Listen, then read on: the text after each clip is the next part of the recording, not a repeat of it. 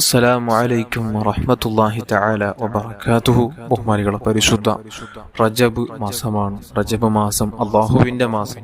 റജബ് മാസത്തിൽ നന്മകൾക്ക് ഇരട്ടി പ്രതിഫലമാണെങ്കിൽ തിന്മകൾക്കും ഇരട്ടി ശിക്ഷയാണ്. അല്ലാഹുവിന്റെ ശിക്ഷ കഠിനമാണ്. റജബ് മാസത്തിൽ ഹറാമ് ചെയ്യുന്നവർക്ക് അല്ലാഹു തആല നമുക്കെല്ലാം നല്ലത് ചെയ്ത് ഈമാനോട് ജീവിച്ച് ഈമാനോട് മരിക്കാനുള്ള തൗഫീഖ് തരട്ടെ. ആമീൻ യാ റബ്ബൽ ആലമീൻ. ഒരു മുഅ്മിനായ മനുഷ്യന്റെ ലക്ഷ്യം, അദ്ദേഹത്തിന്റെ യഥാർത്ഥമായ ഒരു ആഗ്രഹം അത് സ്വർഗം ലഭിക്കുക എന്നുള്ളതാണ്. നമ്മുടെ യഥാർത്ഥ ജീവിതം മരണത്തിന് ശേഷമുള്ള ജീവിതമാണ്. ദുനിയാവെന്നുള്ളത് ഒരു പരീക്ഷണ കേന്ദ്രമാണ്. ഇവിടെ പരീക്ഷയിൽ നല്ലവണ്ണം എഴുതാൻ കഴിഞ്ഞാൽ, അതായത് നല്ല രൂപത്തിൽ നിസ്കരിക്കാനും നോമനുഷ്ഠിക്കാനും നല്ലത് ചെയ്യാനും ഹറാമുകളെ തൊട്ട് കണ്ണിനെയും അവയവങ്ങളെയും സൂക്ഷിക്കാനും അല്ലാഹു നിഷിദ്ധമാക്കിയ സർവ്വതിൽ നിന്ന് വിട്ടുനിന്ന് ഈമാനോട് ജീവിച്ച് ഈമാനോട് മരിക്കാൻ കഴിഞ്ഞാൽ സ്വർഗം ലഭിക്കുകയാണ്. യഥാർത്ഥ ജീവിതം ഒരിക്കലും അസ്തമിക്കാത്ത അവസാനിക്കാത്ത യഥാർത്ഥമായ ജീവിതം അത് പരലോകത്തുള്ള ജീവിതമാണ്. അവിടെ നമുക്ക് സ്വർഗം ലഭിച്ചാൽ നാം വിജയിച്ചവരാണ്. അവിടെ നരകം ലഭിക്കുകയാണെങ്കിൽ അത് വല്ലാത്ത ഭയാനകമാണ്. അതൊരിക്കലും സഹിക്കാൻ പറ്റാത്തൊരു കാര്യമാണ്. നാം വിചാരിച്ചതുപോലെ ഒന്നുമല്ല, നാം ചിന്തിച്ചതുപോലെ ഒന്നുമല്ല നരകശിക്ഷ എന്നുള്ളത്. അത്രയും കഠോരമാണ്. അല്ലാഹു തആല നമ്മെല്ലാവരെയും രക്ഷപ്പെടുത്തട്ടെ.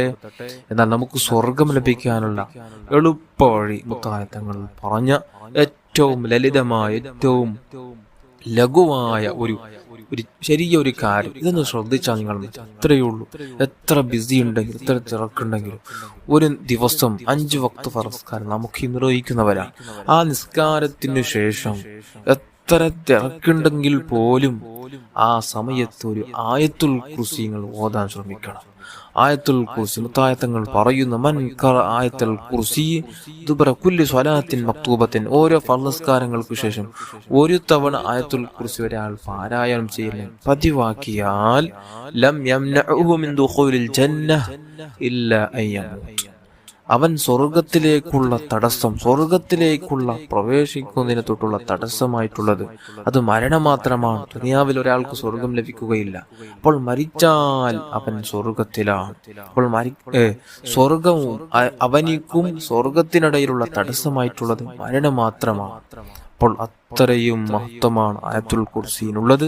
ഹബീബായ തങ്ങൾ പഠിപ്പിച്ചത്. അതുകൊണ്ട് എല്ലാവരും ഇനി മുതൽ ഈ റജബ് മാസത്തിൽ ഞാനും നിങ്ങളും ഒരു തീരുമാനമെടുക്കണം.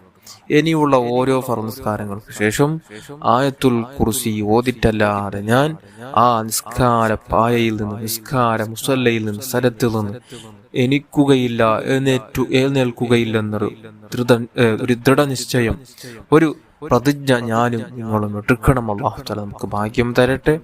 ആമീൻ യാ റബ്ബൽ ആലമീൻ.